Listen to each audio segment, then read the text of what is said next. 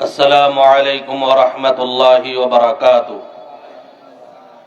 إن الحمد لله نحمده ونستعينه ونستغفره ونعوذ بالله من شرور أنفسنا ومن سيئات أعمالنا. من يهده الله فلا مضل له ومن يضلل فلا هادي له. وأشهد أن لا إله إلا الله وحده لا شريك له وأشهد أن محمدا عبده ورسوله.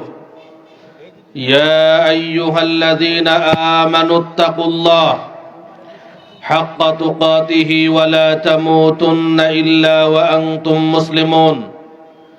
يا أيها الناس اتقوا ربكم الذي خلقكم من نفس واحدة وخلق منها زوجها وبث منهما رجالا كثيرا ونساء واتقوا الله الذي تساءلون به والأرحام إن الله كان عليكم رقيبا.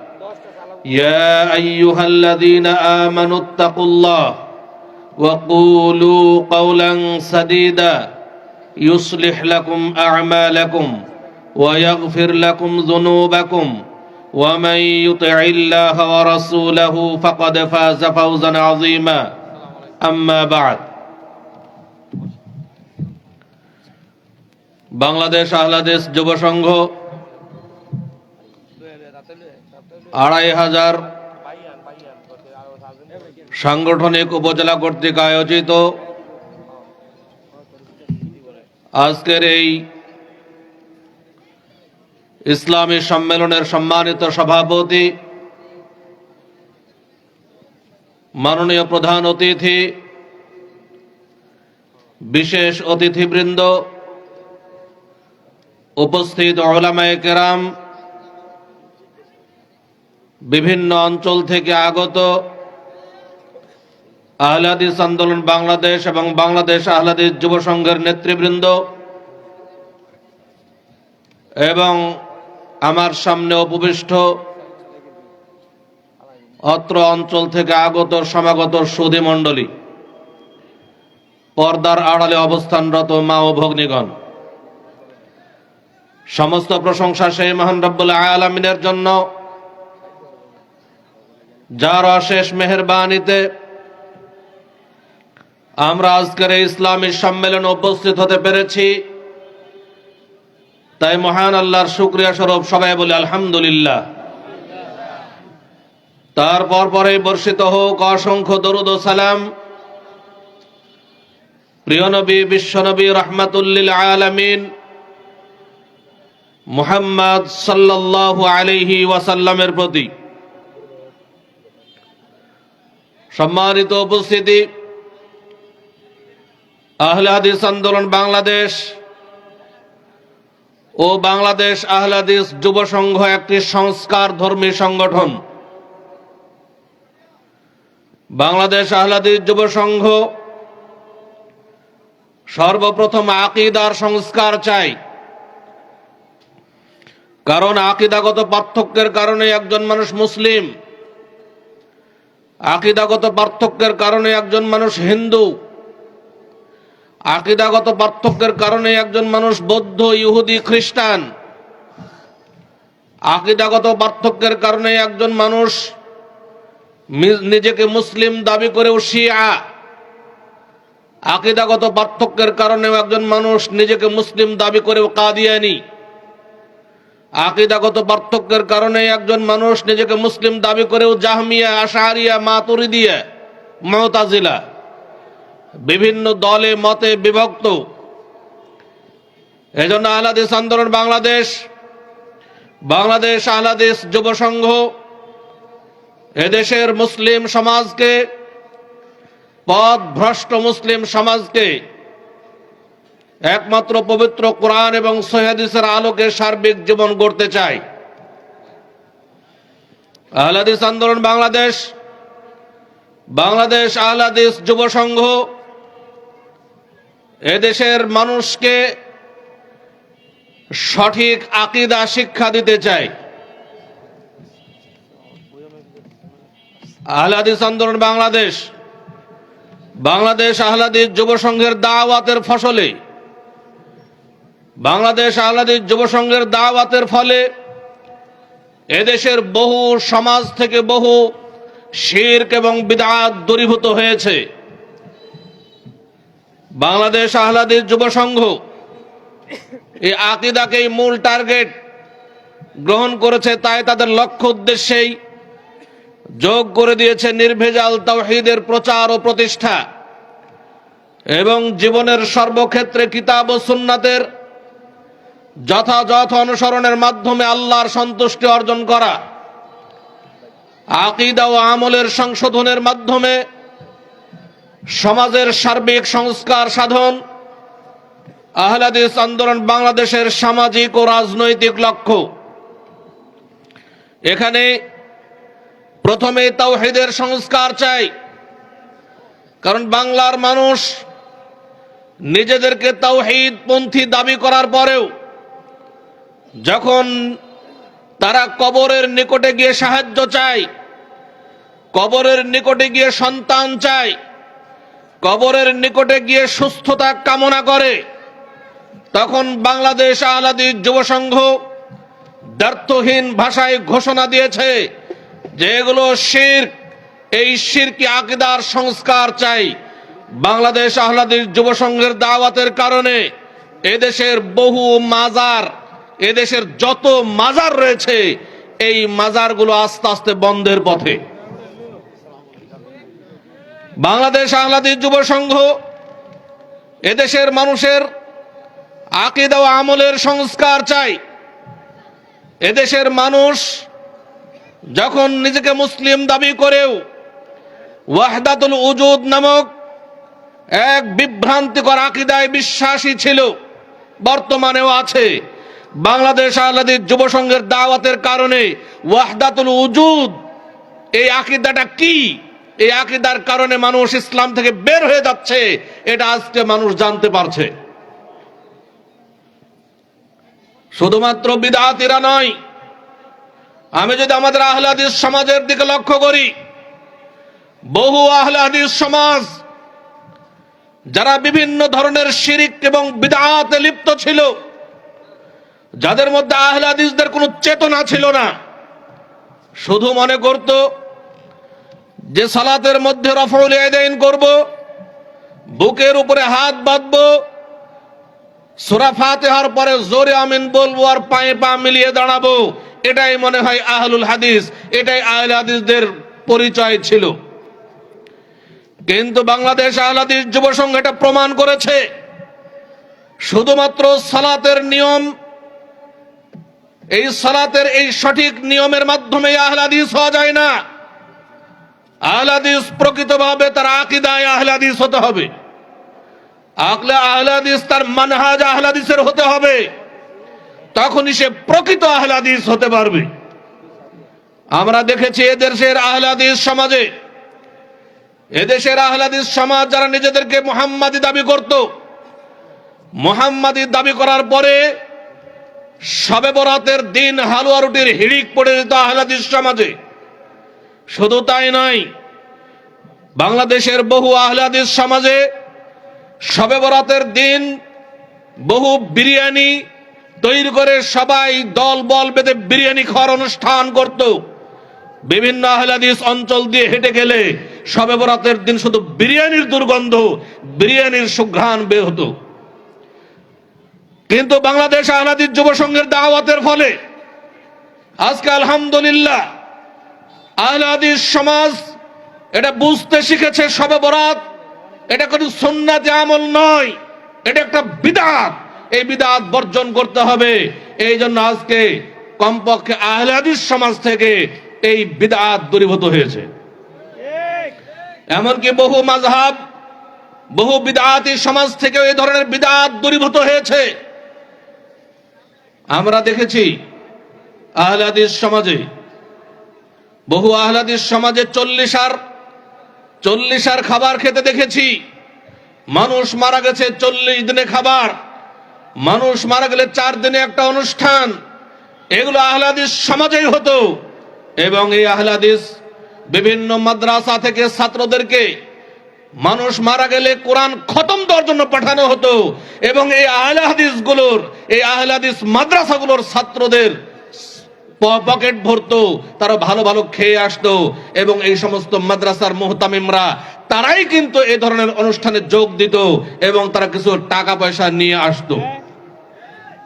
বাংলাদেশ আহলে হাদিস যুব সংঘের দাওয়াতের ফলে আহলে হাদিস সমাজ থেকে মানুষ মারা গেলে কোরআন খতমের প্রথা, এই কোরআন খতমের প্রথা, বিদআতি প্রথা দূর হয়েছে আলহামদুলিল্লাহ। শুধুমাত্র মাতৃ সংগঠন পিতৃ সংগঠন বললে চলবে না, দাওয়াতের ময়দানে কাজ করতে হবে। আজকে আহলে হাদিস সমাজের মধ্যে আহলে হাদিসদের দাওয়াত না থাকার কারণে আহলে হাদিসদের চেতনা ভুলে গেছিল। এই জন্য আহলে হাদিস সমাজে যত শিরক বিদআত প্রবেশ করেছিল। কিন্তু যেই দিন থেকে বাংলাদেশ আহলে হাদিস যুব সংঘ মাঠে ময়দানে কাজ করছে, বাংলাদেশ আহলে হাদিস যুব সংঘের দাওয়াতের কারণেই এই সমস্ত আহলে হাদিস, প্রকৃত আহলে হাদিস কি জিনিস সেটা বুঝতে শিখেছে। সম্মানিত উপস্থিতি, আমরা দেখেছি আহলে হাদিস সমাজে মানুষ মারা গেলে দাফন করার পরে দলবদ্ধ মোনাজাত না করলে সেখানে মারামারি লাগতো। আমরা দেখেছি বিভিন্ন অঞ্চল থেকে মাইকিং করা হতো, মানুষ মারা গেলে মাইকিং করা হয় যে এখানে সকলেই জানাজায় উপস্থিত হবেন যুব সংঘের লোক ব্যতীত, কারণ যুব সংঘের লোক মোনাজাতে লিপ্ত হবে না। এই জন্য তারা স্পষ্টভাবে ঘোষণা দিত। এই ঘোষণা আমরা শুনেছি চাঁপাইনবাবগঞ্জে, রাজশাহী চাঁপাইনবাবগঞ্জের আহলে হাদিস এলাকায় এই ধরনের ঘোষণা আমরা শুনেছি। তারা মানুষ মারা গেলে ঘোষণা দিত আপনারা সবাই জানাজায় উপস্থিত হবেন, কিন্তু যুব সংঘের লোক ব্যতীত, কারণ যুব সংঘের লোক বিদআতের বিপরীত, বিদআতকে কখনোই বরদাস্ত করবে না, তারা এসে বিদআতের বিরুদ্ধে কথা বলবে। এই জন্য তারা বাংলাদেশ আহলে হাদিস যুব সংঘকে জানাজার সালাতে পর্যন্ত সহ্য করতো না। যদি তারা জানাজার সালাতে যুব সংঘের লোককে সহ্য করতে না পারে, তাহলে আজকের এই মাহফিলে কিভাবে সহ্য করবে? এটা তো সহ্য করার কথা নয়। সম্মানিত উপস্থিতি, অতএব আমাদের নিরাশ হওয়ার কিছু নেই। যখনই হক পথে থাকব তখনই বাধা আসবে, এটা স্বাভাবিক কথা। বাধা এসেছে যুগে যুগে, বাধা আসবে যুগে যুগে। বাধাকে উপেক্ষা করেই, বাধাকে মোকাবেলা করে আমাদেরকে সামনের দিকে এগিয়ে যেতে হবে। আমার দুঃখ লাগে যখন কোনো আহলে হাদিস ভাইয়েরা আমাদেরকে বাধা দিতে আসে। মাযহাবেরা বিদআতেরা তো বাধা দিবে, স্বাভাবিক কথা। তারা বাধা দিলে আমাদের কোনো দুঃখ নাই। কিন্তু যখন যারা নিজেদেরকে আহলে হাদিস দাবি করছি, যারা নিজেদেরকে বলছি যে আমরা আল্লাহ এবং তার রাসূলের যোগ্য অনুসারী, যারা দাবি করছি আমরা পবিত্র কোরআন এবং সহিহ হাদিসের নিঃশর্ত অনুসারী, তখন যদি তারা অন্য আহলে হাদিসদেরকে, তার নিজের ভাইদেরকে বাধা দেয়, তখন কিন্তু দুঃখের শেষ থাকে না। সম্মানিত উপস্থিতি, কিন্তু আমরা দুঃখ পাবো না। আমরা তাদের বিপক্ষে কিছু করারও দরকার নাই আমাদের। বাংলাদেশ আহলে হাদিস যুব সংঘ হিংসা বিদ্বেষ করাকে পছন্দ করে না। হিংসুকরা কখনো কিছু করতে পারে না সমাজে। হিংসুকরা সবসময় নিজেরা জ্বলে পুড়ে মরে, কিন্তু তারা নিজেরাও কিছুই করতে পারে না, শুধুমাত্র জ্বলতে থাকে। সম্মানিত উপস্থিতি, বাংলাদেশ আহলে হাদিস যুব সংঘ, বাংলাদেশ আহলে হাদিস যুব সংঘের কেন্দ্রীয় সভাপতি হিসেবে এই মঞ্চ থেকে আপনাদের মাঝে ঘোষণা দিতে চাই, আমরা বাংলাদেশ আহলে হাদিস যুব সংঘ কখনোই আমাদের ওই সমস্ত ভাইদের বিরোধিতায় লিপ্ত হব না। তারা যদি এখনই কোনো প্রোগ্রামের আয়োজন করে, বাংলাদেশ আহলে হাদিস যুব সংঘ তাদেরকে সাহায্য করবে ইনশাআল্লাহ। সম্মানিত উপস্থিতি, আমরা দেখেছি ইতিপূর্বে যখন জমিয়তে আহলে হাদিসের সভাপতি ছিলেন প্রফেসর ডক্টর ইলিয়াস স্যার, তখন এক সময় রাজশাহীতে গেলেন, রাজশাহী রানীবাজার তাদের মারকাজে। সেই দিন আহলে হাদিস আন্দোলন বাংলাদেশের কেন্দ্রীয় কর্মী সম্মেলন হচ্ছিল। সেই সম্মেলনের মঞ্চ থেকে প্রকাশ্যভাবে মুহতারাম আমিরে জামাত প্রফেসর ডক্টর আসাদুল্লাহ গালিব স্যারের নির্দেশে প্রকাশ্যে সেই দিন ঘোষণা দেওয়া হলো যে রাজশাহী রানীবাজারে সেখানে জমিয়ত সভাপতি আসছে, তোমাদের এখান থেকে যার যার সুযোগ আছে যাওয়ার তারা সেখানে উপস্থিত হও। স্পষ্টভাবে কর্মী সম্মেলনের মঞ্চ থেকে ঘোষণা দেওয়া হলো, অথচ তারা কিন্তু আবেদন করেনি। আমরা জেনে, আমিরে জামাত জেনে তৎক্ষণাৎ তিনি সিদ্ধান্ত নিয়ে তিনি ঘোষণা দেওয়া এলেন। আমরা হিংসা বিদ্বেষ পছন্দ করি না, আমরা এটা বিশ্বাস করি না যে কাউকে বাধা দিয়ে আটকাতে হবে। এদেশের প্রত্যেকটি জায়গায় বিএনপি সমাবেশ করতে পারবে, আওয়ামী লীগ সমাবেশ করতে পারবে, জামাত ইসলাম সমাবেশ করতে পারবে, হিন্দু ইসকন সমাবেশ করতে পারবে, আর আহলে হাদিস যুব সংঘ সমাবেশ করতে পারবে না। এই পথ তোমাদেরকে কে বলে দিয়েছে? সম্মানিত উপস্থিতি, যারা আজকে বাধা দিচ্ছেন তারা প্রকারান্তরে নিজেদের ক্ষতি করছেন, তারা কখনোই নিজেদের উপকার করছেন না।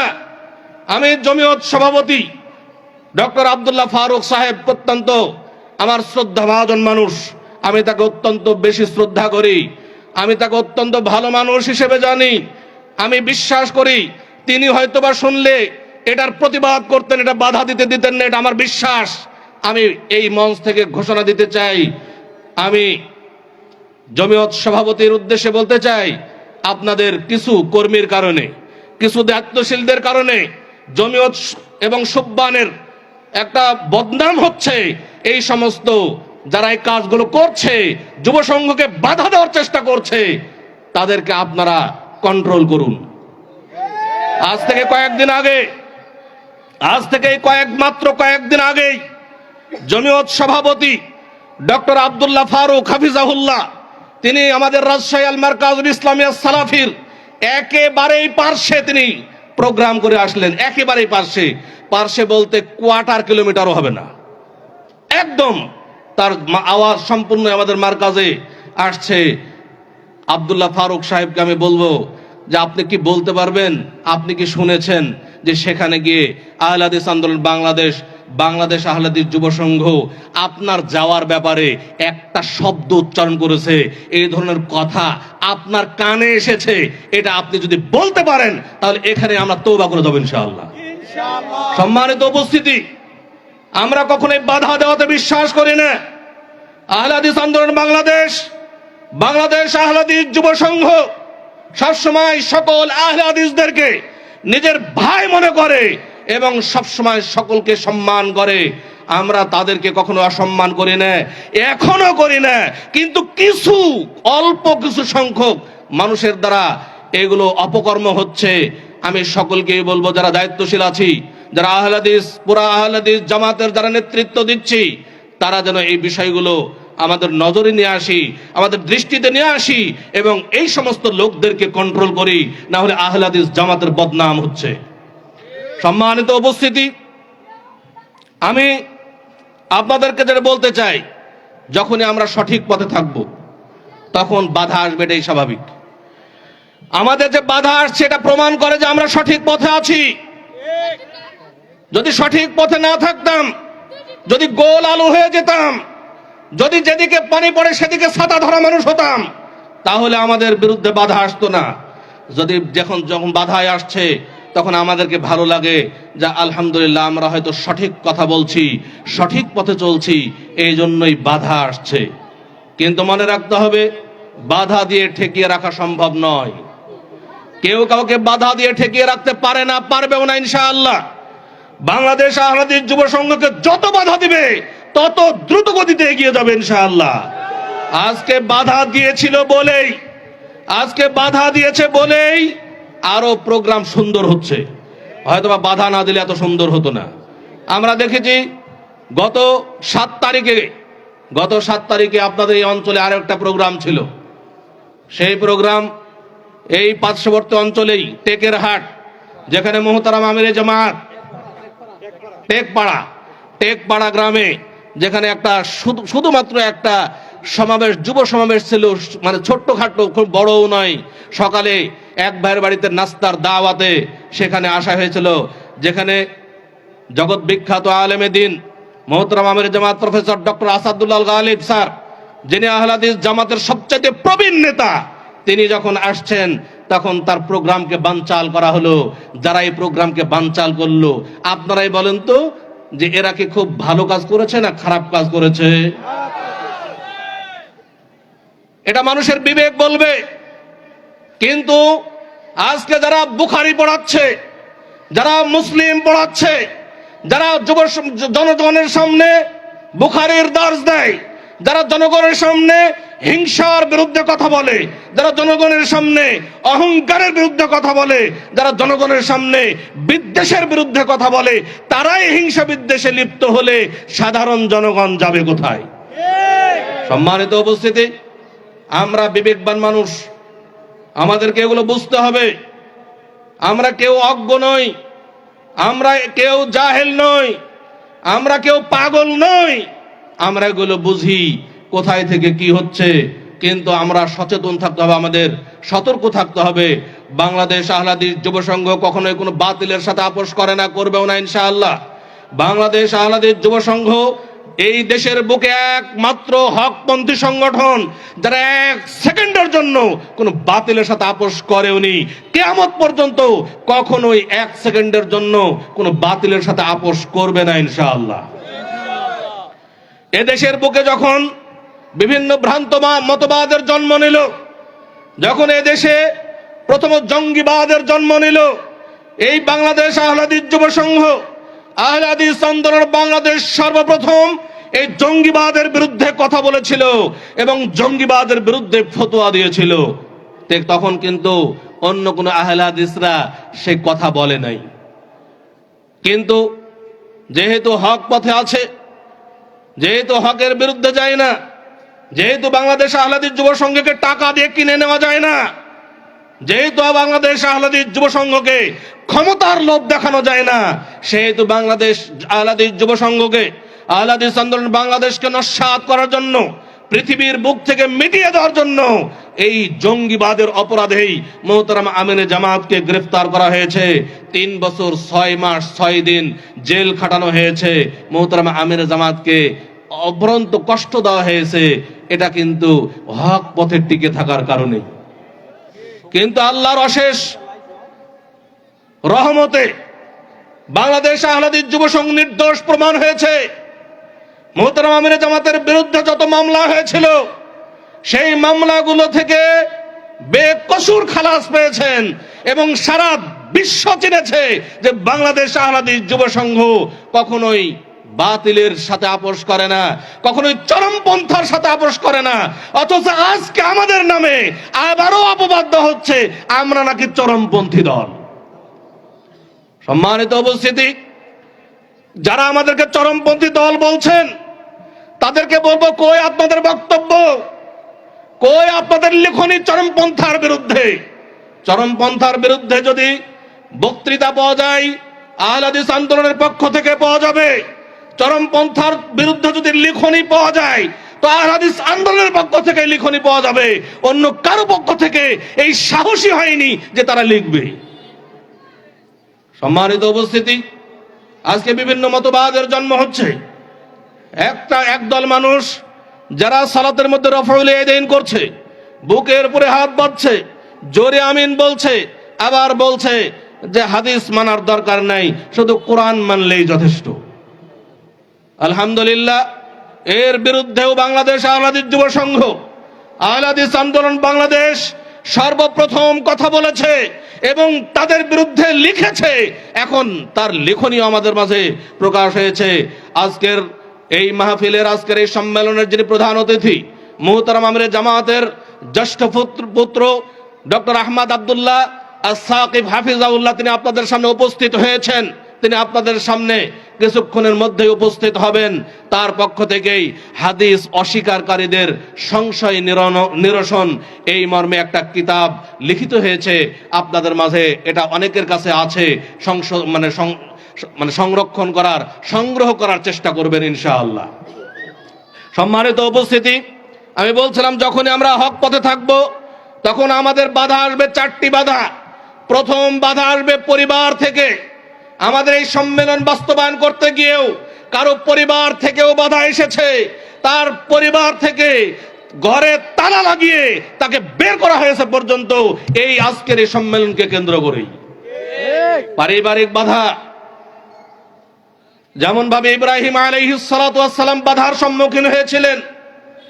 ইব্রাহিম আলাইহিস সালাতু ওয়াস সালাম সর্বপ্রথম বাধার সম্মুখীন হয়েছিলেন তার নিজের পরিবার থেকেই, তার বাবার পক্ষ থেকেই বাধার সম্মুখীন হয়েছিলেন। কিন্তু ইব্রাহিম আলাইহিস সালাতু ওয়াস সালাম সেই পরিবারের বাধাকে তিনি কিছুই মনে করেননি। পরিবারের বাধাকে পদদলিত করে তিনি তাওহীদের উপরে কায়েম ছিলেন। বাংলাদেশ আহলে হাদিস যুব সংঘ হকের বিরুদ্ধে কোনো বাধাকেই সে মানবে না, কোনো বাধাকেই তিনি গুরুত্ব দেবে না, বরং সকল বাধাকে পদদলিত করে সামনের দিকে এগিয়ে যাবে। এটাই বাংলাদেশ আহলে হাদিস যুব সংঘের স্পিরিট। সম্মানিত উপস্থিতি, এরপরে আসবে সামাজিক বাধা। সামাজিক বাধা আমাদের হচ্ছে, আজকে দেখুন সামাজিক বাধা আছে এই সম্মেলনকে কেন্দ্র করে। এই সামাজিক বাধা, আমরা এখানে কি অন্য কোনো কথা বলতে এসেছি? এখানে কি গান বাজনার অনুষ্ঠান হচ্ছে? এখানে পবিত্র কোরআন এবং সহিহ হাদিসের আলোচনা হবে, অথচ যারা পবিত্র কোরআন এবং সহিহ হাদিসের আলোচক হিসেবে নিজেদেরকে দাবি করে, যারা বুখারী পড়ায়, মুসলিম পড়ান, তারাই আবার এই কোরআন হাদিসের আলোচনাকে বাধা দেন। আজকে যদি ওই জায়গায় কোনো গানের অনুষ্ঠান হতো, তাহলে যেই বাধা আমাদেরকে দেওয়া হয়েছে ওই বাধা তারা দিত না। যদি কোনো নর্তকী নিয়ে এসে নাচানো হতো, আমাদেরকে যেভাবে বাধা দেওয়া হয়েছে ওইভাবে তারা বাধা দিতে যেত না। কিন্তু যেহেতু কোরআন হাদিসের কথা বলা হবে, সেহেতু তারা এই বাধা দিচ্ছে। এটা আসলে বড়ই দুঃখের বিষয়। এরপর আসবে ধর্মীয় নেতাদের বাধা। ধর্মীয় নেতাদের বাধা, এই বাধা অত্যন্ত ভয়ঙ্কর বাধা। ধর্মীয় নেতাদের বাধাদের কারণেই আজকে সমাজের মুসলিমরা বিভক্ত হয়ে গেছে। আজকে মসজিদে মসজিদে মারামারি, হানাহানি, কাটাকাটি। দেখুন আজকে সাধারণ জনগণ কিন্তু প্রথমেই কারোর সাথে মারামারি লাগে না, ঝগড়া লাগে না। এই ধর্মীয় নেতারাই কিন্তু সাধারণ মানুষকে উস্কানি দিয়ে সমাজের মধ্যে দ্বন্দ্ব ফাসাদ লাগিয়ে দেয়। আজকে যদি আমরা সকলের সহযোগী হই, তাহলে সমস্যা কোন জায়গায়? আমরা চাই আমরা সকলেই সহযোগী হবে একে অপরের। আমরা চাই আমরা জমিয়তে আহলে হাদিসের সহযোগী, আমরা নিজেদেরকে সহযোগী মনে করি। কখনোই জমিয়তে আহলে হাদিসের বিরোধী এটা আমরা কখনোই মনে করি না, বিশ্বাসও করি না। আমরা মনে করি যে আমরা তাদের সহযোগিতা করব যে কোনো জায়গায়। এখনো যদি তারা আমাদের সাহায্য চায়, অবশ্যই আমরা তার সাহায্য করব, কখনোই তাদের বিরোধিতায় লিপ্ত হব না। সম্মানিত উপস্থিতি, এরপরে আসে রাষ্ট্রীয় বাধা। এটা সবচেয়ে বড় বাধা। রাষ্ট্রীয় বাধা কিন্তু আসে তখনই যখন ধর্মীয় নেতাদের পক্ষ থেকে বাধা আসে।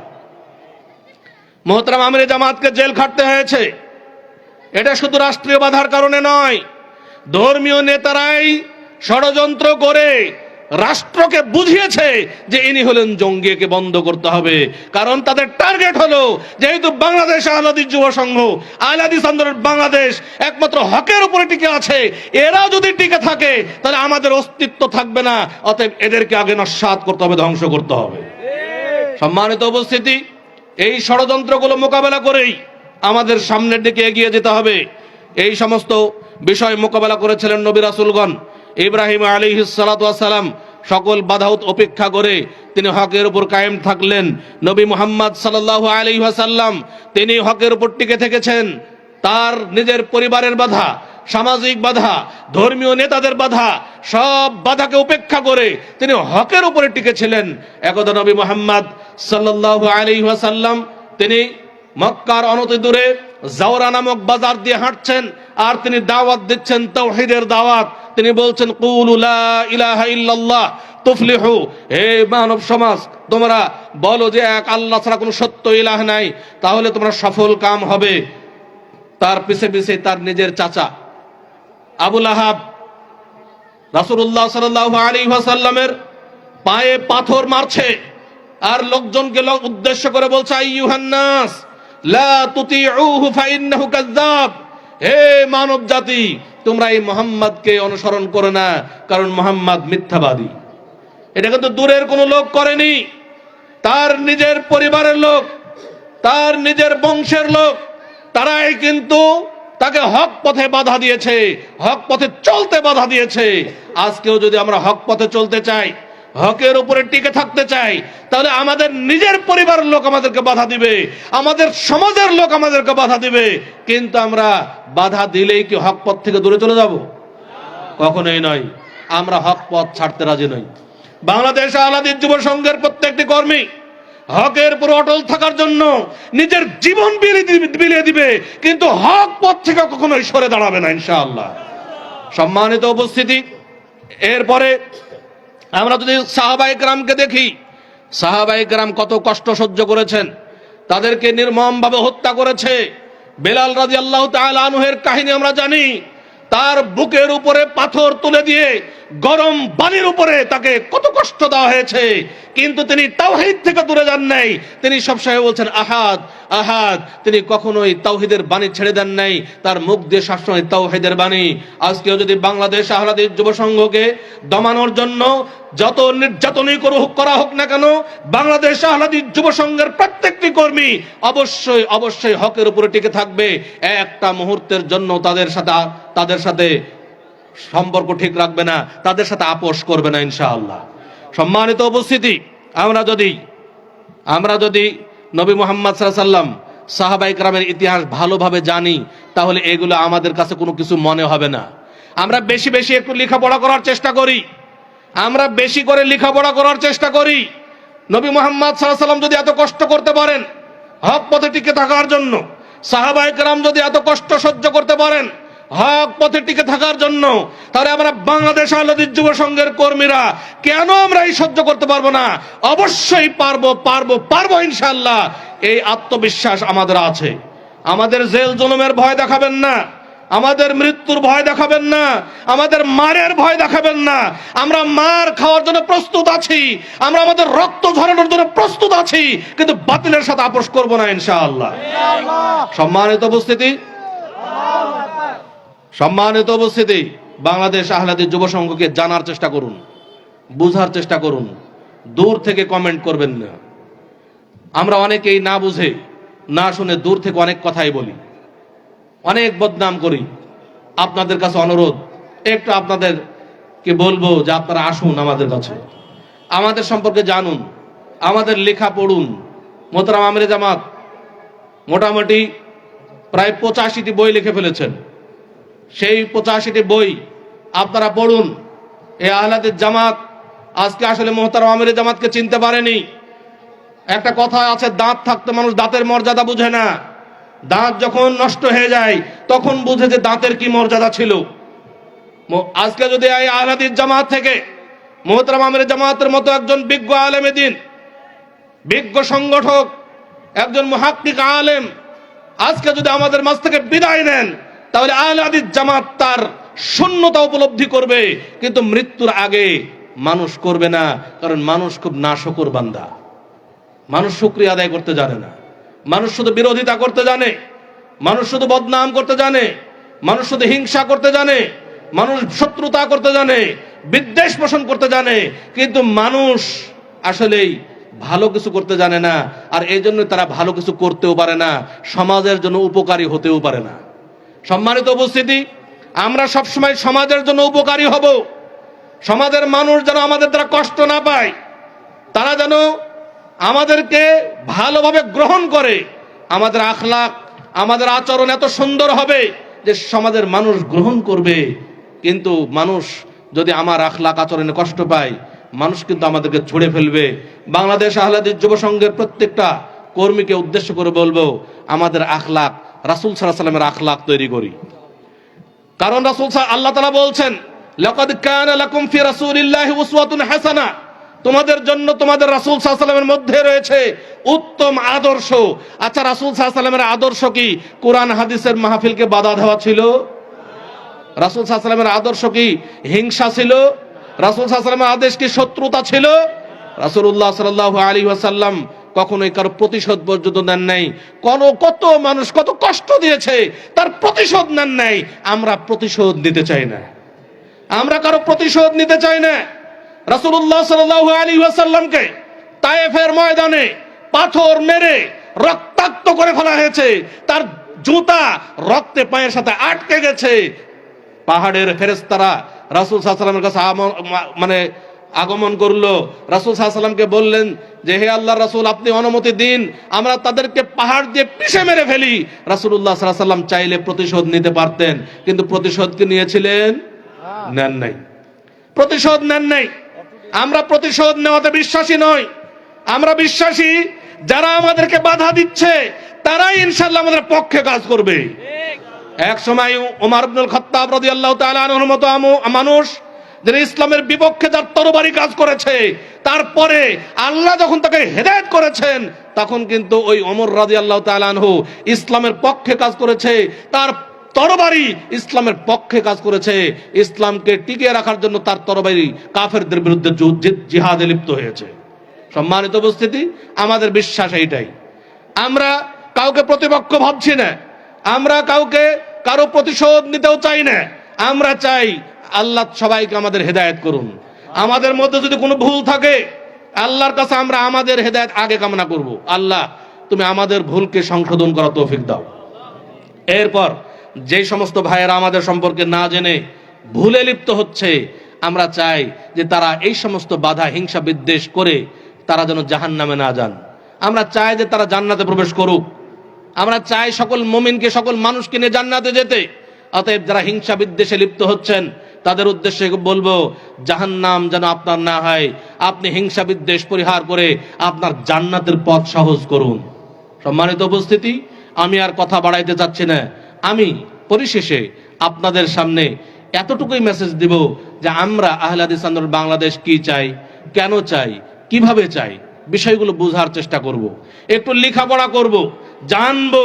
যদি বাংলাদেশ আহলে হাদিস যুব সংঘ আসলেই হক পথে কাজ করে, যদি আসলেই তারা তাওহীদ কায়েমের জন্য কাজ করে, যদি আকীদা সংস্কারের জন্য কাজ করে, যদি সমাজ সংস্কারের কাজ করে, তাহলে অবশ্যই সকল যুব সমাজকে বিশেষ করে আহ্বান করব যে আসুন, আমার আপনার প্রতিটি ফোঁটা রক্ত আল্লাহর দেওয়া আমানত, আসুন তা ব্যয় করে আল্লাহর পথে।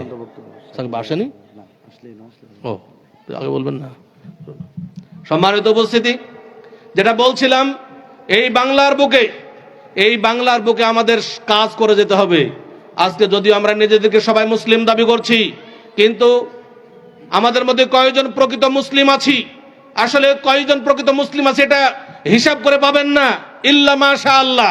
শুধু মুসলিম দাবি করার নাম মুসলিম নয়। যেহেতু আমাদের আকীদা ঠিক নেই, যেহেতু আমাদের আমল ঠিক নাই, সেহেতু আমাদের কাজ করে যেতে হবে। যত বেশি কাজ করব, তত বেশি আমার জান্নাতের পথ সহজ হবে। যত বেশি কাজ করতে পারবো, কারণ দুনিয়াতে আমি আপনি কেউ চিরকাল বেঁচে থাকার জন্য আসিনি। আমরা একটা নির্দিষ্ট সময়ের জন্যই দুনিয়াতে এসেছি। একটা নির্দিষ্ট সময় পরেই আমাদেরকে দুনিয়া থেকে বিদায় নিয়ে চলে যেতে হবে। আমাদের কার্যক্রম যেন দুনিয়াতে এমন হয় যেটা আমার আপনার জন্য জান্নাতের পথ সহজ করবে। আমরা শুধু নিজেরা জান্নাতে যাওয়ার চেষ্টা করব না, আমার আত্মীয় স্বজন, আমার পাড়া প্রতিবেশী, আমার পরিবারের লোকজন সবাই যেন জান্নাতে প্রবেশ করতে পারে, এই চেষ্টা আমাকে আপনাকে করে যেতে হবে। কারণ আল্লাহ তাআলা বলছেন, কু আনফুসাকুম ওয়া আহলিকুম নারা, তোমরা নিজেরা জাহান্নামের আগুন থেকে বাঁচো এবং তোমার পরিবার পরিজনকে জাহান্নামের আগুন থেকে বাঁচাও। অতএব আমাদেরকে দাওয়াতি কাজ করতে হবে। আমাদের এই দিকে লক্ষ্য করার কোনো দরকার নাই কে কি বললো আর কে কি করলো, কে বাধা দিল আর কে কি করলো, এদিকে আমাদের মাথা নেওয়ারই কোনো দরকার নাই। আমাদেরকে ভালো কাজ করে যেতে হবে। মোহতারাম আমিরে জামাত প্রফেসর ডক্টর আসাদুল্লাহ আল গালিব স্যার একটা কথা, একটা উপদেশ আমাদেরকে সব সময় দেন যে তোমাদের কে কি বলছে, কে বদনাম করছে, কে খারাপ কমেন্ট করছে, এটা তোমরা মাথাতে নিও না। যদি মাথাতে নাও তো ভালো কাজ করার সুযোগ হবে না। তোমরা শুধু কাজ করে যাও। কে গীবত করলো আর কে অপবাদ দিল, এটা তোমরা মাথায় নিও না। আমি একই কথা আপনাদেরকে বলে যাচ্ছি, এগুলো আমাদের মাথায় নেওয়ার সময় নাই। আমাদের ভালো কাজ করে যেতে হবে। এদেশের মানুষ মুসলিম দাবি করছি, এদেশের মানুষের আকীদা ঠিক নাই, এদেশের মানুষের আমল ঠিক নাই। এই আকীদা আমল ঠিক করার জন্য আমাদের মাঠে ময়দানে কাজ করতে হবে। আমরা যদি মানুষের মাঝে সঠিক দাওয়াত নিয়ে যেতে না পারি, তাহলে তারা কিন্তু ভুল দাওয়াত গ্রহণ করবে। একজন মানুষের কাছে যখন বিশুদ্ধ পানি না থাকবে, তখন যখন তার পিপাসা লাগবে, তখন পানি বিশুদ্ধ পানি না পাওয়ার কারণে সে অবশ্যই অশুদ্ধ পানি পান করবে, এটাই স্বাভাবিক। আমরা বিশুদ্ধ পানি যদি পৌঁছাইতে না পারি, তারা অশুদ্ধ পানি পান করবে। আমরা বিশুদ্ধ দাওয়াত যদি পৌঁছাইতে না পারি, তাহলে তারা অশুদ্ধ দাওয়াত গ্রহণ করবে, বাতিল দাওয়াত গ্রহণ করবে। আজকে হিজবুত তাওহীদ পর্যন্ত আমাদের সমাজে কাজ করছে। হিজবুত তাওহীদ বিভ্রান্ত একটা দল, যারা হিজবুশ শয়তান, যারা তাওহীদকে ধ্বংস করার কাজ করছে, তারাও কিন্তু আজকে মুসলিম সমাজে কাজ করে যাচ্ছে। আমরা যদি ওটা বুঝাইতে সক্ষম না হই যে হিজবুত তাওহীদের আকীদা ঠিক নেই, আমরা যদি বুঝাইতে সক্ষম না হই যে হাদিস অস্বীকারীদের আকীদা ঠিক নয়, আমরা যদি বোঝাতে সক্ষম না হই যে যারা কবর পূজা করছে এই কবর পূজা শিরক, এটা যদি বোঝাতে সক্ষম না হই, যারা বিদআত করছে, ফরজ সালাতের পরে মোনাজাত পর্যন্ত করছে বিদআত, আহলে হাদিস জামাত পর্যন্ত এই বিদআত বুঝে না, আমরা যদি তাদেরকে বোঝাইতে সক্ষম না হই, তাহলে কিন্তু তারা বাতিল দাওয়াত গ্রহণ করবে এবং আমাদের ভবিষ্যৎ প্রজন্ম তারা নষ্ট হয়ে যাবে। সম্মানিত উপস্থিতি, এই জন্য আমাদের বসে থাকার সময় নাই। আসুন বাংলাদেশ আহলে হাদিস যুব সংঘ এদেশের যুব সমাজকে ঐক্যবদ্ধ করে দাওয়াতি ময়দানকে শক্তিশালী করে এদেশ থেকে বাতিল দূরীভূত করতে চাই, এদেশ থেকে শিরক বিদআতকে উৎখাত করতে চাই। অতএব আমরা আহ্বান করছি, আসুন আমরা আমাদের প্রতিটি ফোঁটা রক্ত আল্লাহর রাস্তায় ব্যয় করি। এটা আল্লাহর দেয়া আমানত। আমার রক্ত যেন ইসলামের বিরুদ্ধে ব্যয় না হয়, আমার রক্ত যেন এই ধরনের ইসলামী সম্মেলন বন্ধের পথে কাজ না করে, আমার শ্রম যেন এটাতে না হয়, আমার শ্রম যেন হয় ইসলামের পক্ষে, আমার শ্রম যেন হয় ইসলামের কোরআন হাদিসের পক্ষে, ইসলাম কায়েমের পক্ষে, এটাই যেন হয়। এই আশাবাদ ব্যক্ত করেই আমি আমার আলোচনা এখানে শেষ করছি। যেহেতু আমাদের আলোচক ডক্টর আহমদ আব্দুল্লাহ সাকিব ভাই চলে এসেছেন, আমরা তার মুখ থেকে আলোচনা শুনবো ইনশাআল্লাহ। অত্যন্ত গুরুত্বপূর্ণ আলোচনা। আল্লাহ তাআলা আমাদের সকলকেই তৌফিক দান করুন। বাংলাদেশ আহলে হাদিস যুব সংঘকে কবুল করুন। বাংলাদেশ আহলে হাদিস যুব সংঘের মাধ্যমে যেন এদেশের মাঝ থেকে যাবতীয় শিরক বিদআত উৎখাত হয়, সেই তৌফিক কামনা করেই আজকের আলোচনা এখানে শেষ করছি। আকুলু কাওলি হাযা ওয়া আস্তাগফিরুল্লাহ লি ওয়া লাকুম লিসাইরিল মুসলিমিন ফাস্তাগফিরুহু ইন্নাহু হুয়াল গফুরুর রহিম। আসসালামু আলাইকুম ওয়া রাহমাতুল্লাহি ওয়া বারাকাতুহু।